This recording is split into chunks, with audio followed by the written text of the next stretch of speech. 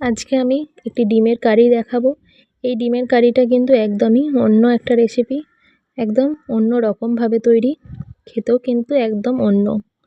তো এটি কিভাবে বানাবো সেটাই আপনাদের সাথে শেয়ার করছি।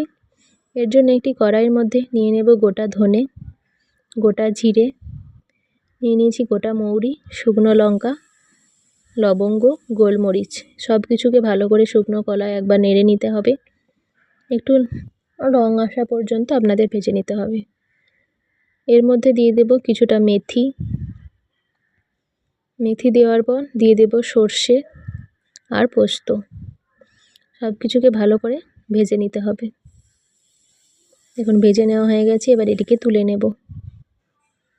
এবার ওই কড়াইয়ের মধ্যে দিয়ে দেব সর্ষের তেল, নুন, হলুদ। ভালো করে তেলে মিশিয়ে নেব। দিয়ে দেব ডিম সেদ্ধ।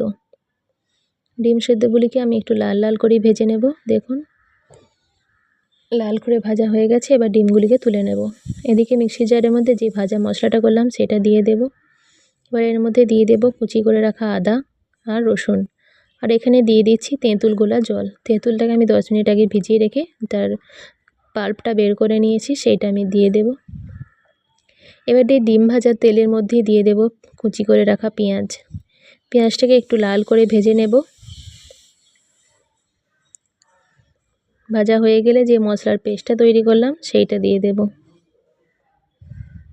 মশলা বাটি ধোয়া একটু জল দিয়ে দেব। ভালো করে মশলাটিকে মেশাতে হবে পেঁয়াজের সাথে। এর মধ্যে দিয়ে দেব হলুদ গুঁড়ো। দেখুন মশলাটিকে ভালো করে কিন্তু কষাতে হবে একটু সময় নিয়ে। এর মধ্যে দিয়ে দেব কাশ্মীরি লাল লঙ্কার গুঁড়ো আর স্বাদ মতো নুন। সব কিছু আবারও ভালো করে মিশিয়ে একটু জল দিয়ে দেব।